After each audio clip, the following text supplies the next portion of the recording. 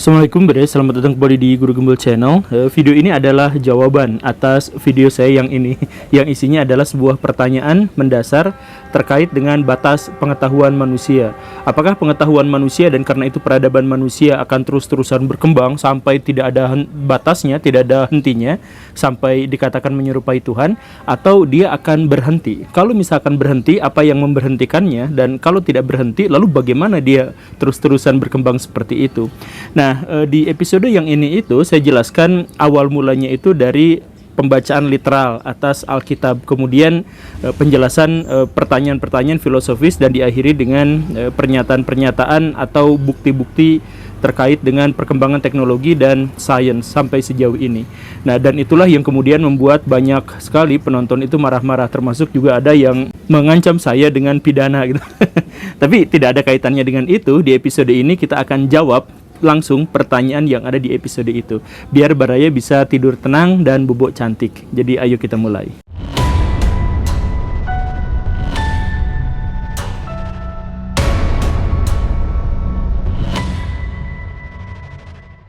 Ketika saya kuliah, emak-emak dosen yang mengajar saya itu sempat marah-marah, ngomel-ngomel, ngedumel. Dia katakan, kenapa sih mahasiswa-mahasiswa zaman sekarang, zaman angkatan saya itu lebih bodoh daripada angkatan sebelumnya. Daya analisisnya kurang, mencari sumbernya kurang, dan sebagainya. Terus dia terusan ngomel-ngomel itu sampai 1 jam pelajaran habis. Diagnosis dia adalah karena saya itu kan dulu masuk ke universitas negeri, dan dia pikir universitas negeri itu hanya bisa dimasuki oleh orang-orang yang sebelumnya sudah pintar, karena untuk masuk ke universitas negeri itu seleksinya tentu saja sangat ketat. Nah, tetapi gara-gara ini pendapat beliau ya, analisis beliau. Nah, tetapi di zaman saya itu bimbel merajalela di mana-mana, dan bimbel-bimbel itulah yang pada akhirnya mengantarkan siswa-siswa masuk ke universitas negeri. Dan karena itu siswa-siswa yang masuk ke universitas negeri menjadi mahasiswa itu bukan siswa yang sebenarnya pintar, tapi siswa yang diajari bagaimana cara ngelicikin soal, gimana caranya untuk menemukan trik-trik untuk menjawab soal dengan cepat dan semacam itu. Jadi ibu dosen saya itu mengeluh anak angkatan saya itu benar-benar bebal, daya analisisnya kurang dan lain sebagainya. Ketika kemudian saya masuk menjadi guru dan kemudian mengajar, saya juga menyadari hal yang serupa. Dari satu angkatan ke angkatan yang lain, siswa-siswa saya itu mengalami degradasi IQ gitu.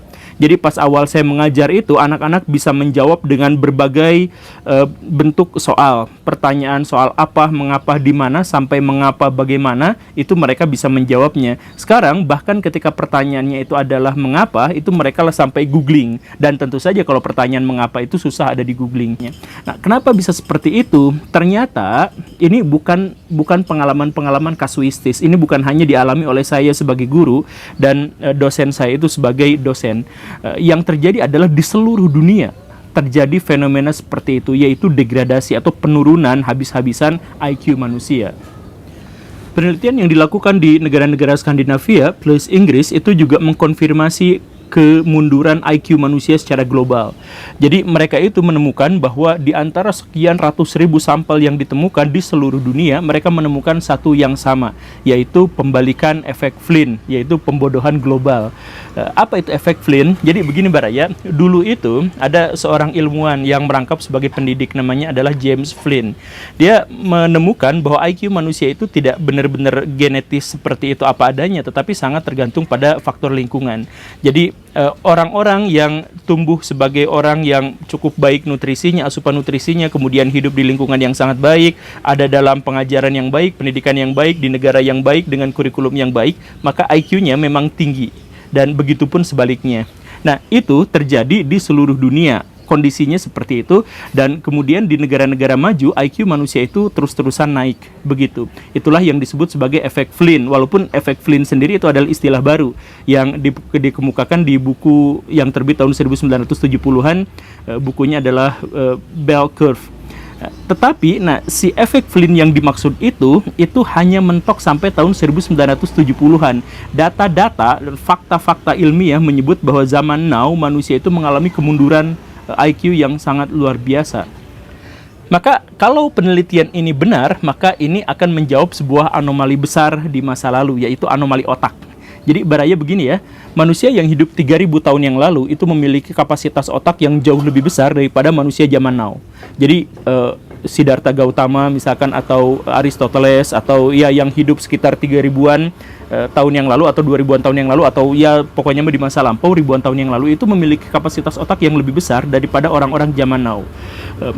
Saat itu, saat penelitian ini belum berjalan, orang-orang masih kebingungan apakah dampak mengecilnya otak itu berdampak pada kecerdasan.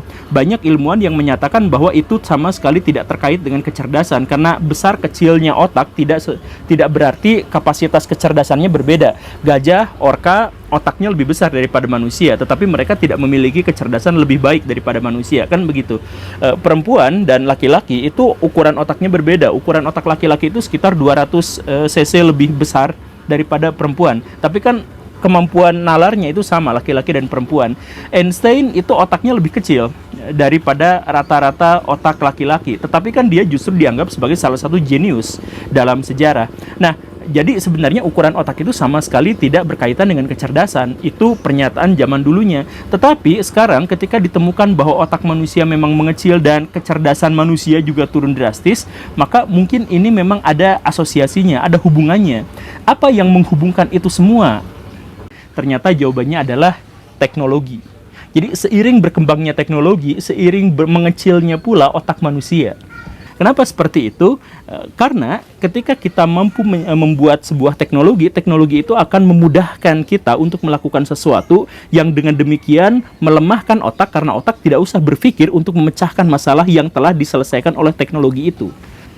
Kalau orang zaman dulu membuat piramid atau candi Borobudur misalkan dengan sepenuhnya otak mereka, ngotretnya, apanya segala rupa sudut, trigonometri dan sebagainya itu hanya dengan otak 100%, itu berarti kecerdasan mereka itu sangat-sangat diasah. Tetapi orang-orang zaman sekarang ketika mereka harus membuat sesuatu, mereka menggunakan simulasi komputer yang tentu saja itu membuat otak manusia tidak terbebani oleh beban yang terlalu besar, dan karena itu mereka tidak beradaptasi untuk berhadapan dengan beban yang besar, dan karena itu mereka menjadi lemot dan lemah otaknya.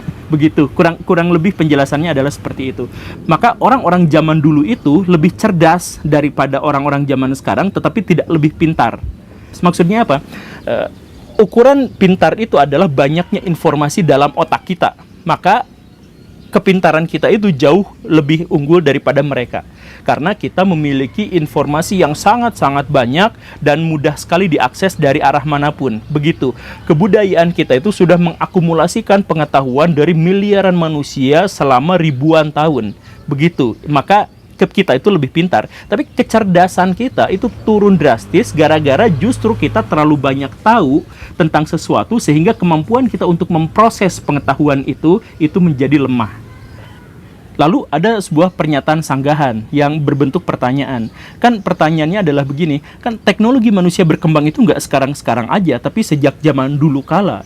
Jadi seiring dengan manusia itu menemukan teknologi yang canggih-canggih, ternyata kecerdasan manusia pun naik terus seiring dengan waktu, seiring dengan perkembangan teknologi itu. Jadi seharusnya beriringan, bukan berkebalikan, kan seperti itu. Nah, ini kemudian dijawab oleh Noam Chomsky, salah seorang filosof Amerika Serikat yang terkemuka. Chomsky mengatakan bahwa otak manusia itu bagaimanapun memiliki batasan kognisi tertentu yang membuatnya itu tidak bisa melampaui sesuatu yang lain. Jadi maksudnya otak kucing itu misalkan dia sangat cerdas untuk berburu, untuk mendapatkan makanan, untuk merajuk pada manusia dan sebagainya, tetapi dia tidak akan bisa menyelesaikan bilangan prima. Kenapa? Karena tidak sesuai dengan peruntukannya, tidak sesuai dengan otaknya. Begitupun dengan manusia. Manusia itu ada batas kognisi di mana dia tidak harus memecahkan satu masalah yang disebut misteri itu. Ya selesai di situ, itu batas pengetahuan manusia itu di situ. Pernyataan Chomsky itu dianggap terlalu prematur, dianggap berlebihan dan sebagainya dan seterusnya sampai akhirnya ilmuwan-ilmuwan zaman sekarang itu kemudian banyak yang membuktikan pernyataan Chomsky itu, bahwa ada batasan pengetahuan manusia di mana pengetahuan manusia itu tidak mampu mencapai kosmos. Maksudnya begini, manusia itu bagaimanapun adalah produk biologis. Bahasa Darwinnya, Homo sapien itu bagian dari alam. Dan karena itu dia berevolusi sesuai dengan apa yang dia butuhkan. Kan evolusi itu acak. Tetapi untuk bisa bertahan hidup, yang acak-acak itu harus menurutkan pada apa yang membuat gennya itu bertahan hidup, atau yang membuat individunya itu bertahan hidup. Kalau kita melihat kemudian otak kita itu memang paling besar secara proporsi dengan tubuh, itu yang paling besar di antara makhluk-makhluk yang lain. Tapi apa yang membuatnya menjadi paling besar? Neokortex. Apa isi dari neokorteks itu? Selain kognisi, juga adalah kemampuan bahasa. Bagian terbesar dari otak kita, neokorteksnya itu adalah kemampuan berbahasa.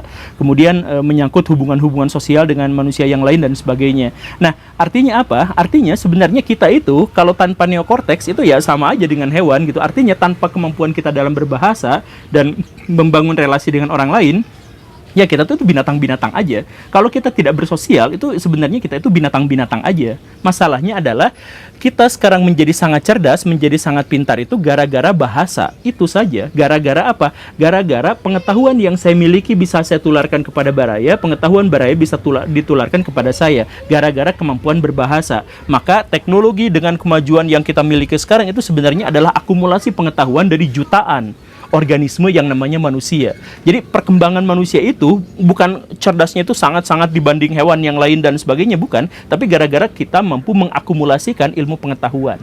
Begitu. Nah, jadi kalau misalkan kan ini juga banyak penelitiannya, seandainya manusia itu ditempat dengan kondisi otak yang seperti ini, seandainya manusia ditempatkan di hutan, kemudian dia tidak berinteraksi dengan manusia manapun, tidak bersosialisasi dengan manusia manapun, dan dia bisa bertahan hidup, maka dia akan menjadi hewan sepenuhnya. Perilakunya, instingnya dan lain sebagainya, dia akan menjadi seperti hewan. Kan seperti itu. Kita sepakati hal itu.